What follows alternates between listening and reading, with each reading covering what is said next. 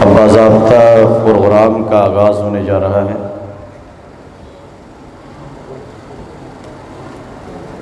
Programme کا مقصد کیا ہے؟ 4-5 منٹوں میں اپنی بات رکھ کر میں اپنے مہمانان خاص کو مدعو کروں گا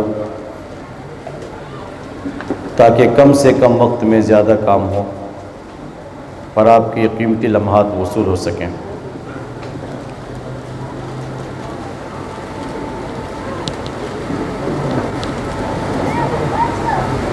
آپ حضرات نے علماء کرام سے بارہا یہ قصہ سنا ہے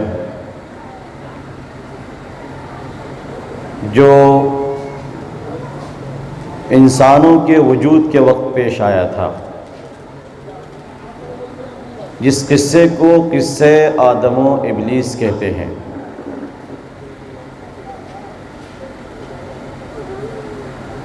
اس قصے میں آپ نے بارہا یہ سنا ہے کہ جب اللہ رب العزت نے فرشتوں سے یہ کہا کہ آدم کے لیے سجدے میں گر جائیے، تو ابلیس جو اگرچہ فرشتہ تو نہیں تھا مگر فرشتوں جیسا سلوک اس کے ساتھ کیا جاتا تھا، فرشتوں جیسی عزت اور خاطرداری اس کی جاتی تھی۔ حکم فرشتوں کو ہوا، اس نے بھی محسوس کیا کہ یہ حکم مجھے بھی ہے، لیکن اس کے باوجود وہ سجدے میں نہیں گیا۔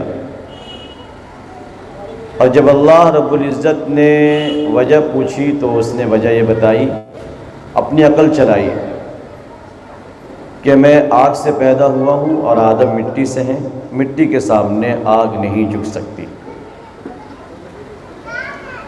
گویا کہ ابلیس نے باطل سائنس اور باطل نظریات کی بنیاد اسی وقت ڈال دی۔ اس نے گویا کہ باطل پرستوں کو ایک نہج اور ایک طریقہ دے دیا کہ جب حق کا انکار کرنا ہو تو عقل کا بیجا استعمال کرو، اور بیجا عقل کا استعمال کرتے ہوئے سامنے والے سے بھی عقلی دلائل کا مطالبہ کرو، وہ نہ پیش کر سکے تو تم تالی بجا دو، واہواہی ہو جائے گی کہ ہم نے حق کو ہرا دیا ہے۔ یہاں غور طلب بات یہ ہے کہ اللہ رب العزت نے اس کے جواب میں یہ سمجھانے کی کوشش نہیں کی کہ آگ کی خاصیت کیا ہے اور مٹی کی خاصیت کیا ہے، اس ابلیسی سائنس کا توڑ کیا ہوگا۔ صرف اتنا جواب اس سے ملا، فخرج انک رجیم، یہاں سے نکلو۔ اس سے معلوم ہوتا ہے کہ بعض اعتراضات اتنے بیکار اور اتنے کہتے ہیں نا اپنی زبان میں ہم اتنے الٹپ ہوتے ہیں کہ وہ اس لائق ہی نہیں ہوتے کہ اس کی طرف توجہ کی جائے، لیکن ہماری مجبوری یہ ہوتی ہے کہ اگر ہم توجہ نہ کریں تو سامنے والوں کو یہ موقع مل جائے گا یہ کہنے کا کہ اہل اسلام کے پاس اس اعتراض کا کوئی جواب نہیں ہے۔ توجہ تو بہرحال کرنی ہے، لیکن قرآن کریم کے اشارے کو سمجھنا ہے، اور اللہ رب العزت نے ان جیسے موقعوں پر صرف اشارہ ہی کیا ہے۔ مثال کے طور پر ایک اور موقع آپ دیکھیے قرآن میں کہ مشرکین مکہ یہ کہتے تھے کہ تم مسلمان بہت عجیب ہو، اللہ جس کو مارتے ہیں تم اسے نہیں کھاتے، تم جس کو اپنے ہاتھ سے مارتے ہو تم اسے کھاتے ہو۔ اس کے جواب میں قرآن کی آیت اتری، صرف اتنی سی بات، ان الشیاطین لیوحون الی اولیائہم لیجادلوکم، یہ شیاطین اپنے دوستوں کے دل میں ان کے ذہن و دماغ میں یہ خرافات ڈالتے ہیں تاکہ یہ ان کے دوست یہ مشرکین تم سے بحث و مباحثہ کریں۔ جواب کیا ہوگا؟ یہ قرآن پڑھنے والوں پر چھوڑ دیا گیا، یا آپ سمجھ لیں کیا جواب ہوگا؟ یعنی سوال اتنا اہم ہے ہی نہیں، تھوڑی سی توجہ سے جواب نکالا جا سکتا ہے۔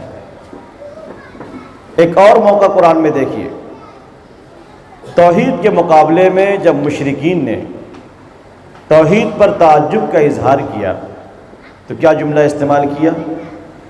اجعل الآلہۃ الہا واحدا ان ھذا لشیء عجاب۔ ارے یہ نبی کیسا ہے، سارے معبودوں کے مقابلے میں یہ ایک معبود کو لا کر کھڑا کرتا ہے، ہم سے مطالبہ کرتا ہے کہ ہم اتنے سارے معبودوں کا دامن چھوڑ دیں، بس ایک کو تھام لیں۔ یہ تو بڑی عجیب بات ہے۔ ما سمعنا بہذا فی الملۃ الآخرہ ان ھذا الا اختراع۔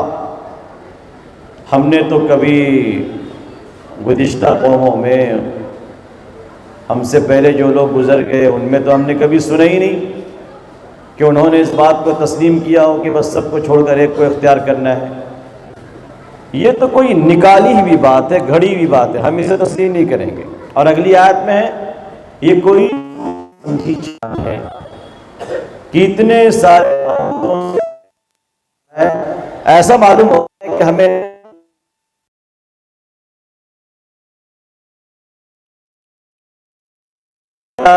ذکر کیا یہاں پر، آگے اہل ایمان پر چھوڑ دیا کہ آپ کوشش کیجئے کیا جواب ہونا چاہیے۔ قرآن کریم کے ان اشاروں کو ہمارے علماء نے سمجھا، اور الحمدللہ شروع سے ہی امت کا ایک طبقہ علماء میں بھی جو خاص علماء جن کو اللہ تعالیٰ نے بڑا ذہین و فطین بنایا ہے اور اعلیٰ صلاحیتوں سے نوازا ہے، انہوں نے اپنی اس کام کے لیے صرف کیا۔ صحابہ وغیرہ کے دور میں چونکہ اس چیز کی زیادہ ضرورت پیش نہیں آتی تھی، وہاں تو ڈنڈے سے بھی علاج ہو جایا کرتا تھا۔ علاج کے بہت سارے طریقے ہیں، دلائل دینا ہی صرف علاج نہیں ہے۔ میں تو سمجھتا ہوں یہ سب سے آخری چیز ہے۔ اصل طریقہ تو حضرت عمر نے اختیار کیا تھا۔ جب حضرت عمر کو پتہ چلا کہ اسلامی فوج میں ایک شخص داخل ہو گیا ہے اور قرآن اور اسلام کے سلسلے میں شکوک و شبہات کا اظہار کر رہا ہے، حضرت عمر نے اس کو بلوایا اور ڈنڈا زور سے اس کے سر پہ مارا کہ حضرت بس سارے اعتراضات ہمارے ذہن و دماغ سے نکل گئے۔ یہ شاندار علاج تھا۔ حضرت عمر کی فراست ٹاڑ گئی تھی کہ دلائل میں الجھنا یہ زیادہ نقصان دہ ہوگا اس وقت، لیکن اب حالات بدل گئے ہیں، اب وہ حالات نہیں رہے۔ علماء کرام حالات کو دیکھ کر کام کرتے ہیں۔ میں کہہ رہا تھا کہ الحمدللہ ہمارے علماء میں جن کو اللہ تعالیٰ نے اعلیٰ استعداد سے نوازا ہے وہ اس کی طرف متوجہ ہوتے ہیں اور ایک طرح سے فرض کفایہ کو ادا کرتے ہیں۔ بانی دارالعلوم دیوبند مولانا قاسم نانوتوی رحمۃ اللہ علیہ کا اصل کام یہ نہیں ہے کہ انہوں نے مدارس کی بنیاد ڈالی، خوب اچھی طرح سمجھ لیجیے۔ حضرت نانوتوی نور اللہ مرقدہ کی اصل پہچان اس مناظرے سے ہے، مباحثے سے ہے جو حضرت نے کبھی دفاعی طور پر اور کبھی اقدامی طور پر اسلام کی فتح کے لیے اور اسلام کی بالادستی کے لیے اور اس کی بلندی اور اس کی حقانیت کو ثابت کرنے کے لیے پوری زندگی حضرت نے جو اپنی استعداد کو کھپایا ہے، یہ ہے حضرت کا اصل کارنامہ۔ اسی لیے جب شاہجہاں پور کے میلے میں وہ جو مناظرہ ہوا تھا مذاہب عالم کا اور اسلام کو اللہ تعالیٰ نے فتح عطا فرمائی، تو آپ کو معلوم ہے جب یہ خبر حضرت اقدس مولانا رشید احمد گنگوہی نور اللہ مرقدہ کو پہنچی تو حضرت رو پڑے۔ لوگوں نے کہا حضرت یہ خوشی کا وقت ہے، اسلام کو فتح ملی ہے، کئی لوگ مسلمان ہو گئے ہیں اس مناظرے کی وجہ سے، آپ روتے ہیں؟ فرمایا کہ مولوی قاسم کو اللہ نے جس کام کے لیے بھیجا تھا وہ کام پورا ہو چکا ہے، ان کی وفات کا وقت قریب آ چکا ہے، اس لیے میں رو رہا ہوں۔ اور پھر بہت جلد حضرت کا انتقال بھی ہو گیا۔ الحمدللہ کتابوں کی شکل میں حضرت کے جوابات موجود ہیں۔ کتنی حاضر دماغی کی ضرورت پڑتی ہے اس فن میں۔ میں ایک مثال آپ کو دے کر اب میں اپنے مہمانان کرام کے حوالے کرتا ہوں۔ آریہ سماجی پنڈت سے حضرت نانوتوی کا مناظرہ ہو رہا تھا۔ اس نے کہا مولوی قاسم تم کہتے ہو کہ تمہارے نبی کو حوض کوثر ملنا ہے اور حوض کوثر سے تم سب کو پلائیں گے، تو اس حوض کی لمبائی، چوڑائی، گہرائی کیا ہے؟ اب دیکھیے غیبی چیزوں کے بارے میں اتنا بے تکا سوال. اب ہم لوگ ان چیزوں کو سائنس سے ثابت کرنا چاہیں گے تو الجھ جائیں گے، سامعین کے دل میں شکوک و شبہات پیدا ہوں گے. ہرگز یہ غلطی نہ کریں ایسے موقع پر غیبی چیزوں کے بارے میں زیادہ عقل لڑانا اور سائنس کے سہارے جواب دینے کی کوشش کرنا یہ آپ کو کمزور کر دے گا. ایسے موقع پر آپ مخبر صادق کو پیش کریں، اللہ کے پیغمبر کی شخصیت کو پیش کر دیں. حضرت نانوتوی نے یہی کیا. پہلی بات کہی میرا ایمان اس میں ایمان بالغیب ہے، ہم نے دیکھا نہیں.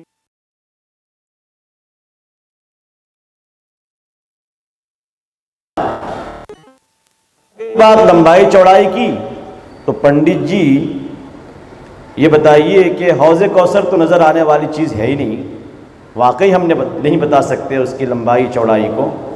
آپ جس جمنا کے کنارے کھڑے ہو کر ہم سے بحث کر رہے ہیں یہ تو آپ کے نظروں کے سامنے ہے، کیا آپ بتا سکتے ہیں کہ اس کی لمبائی چوڑائی کیا ہے؟ پنڈت اسی اتلا جواب. تو اللہ تعالیٰ نے ہمارے اکابر کو بڑی حاضر دماغی عطا فرمائی تھی.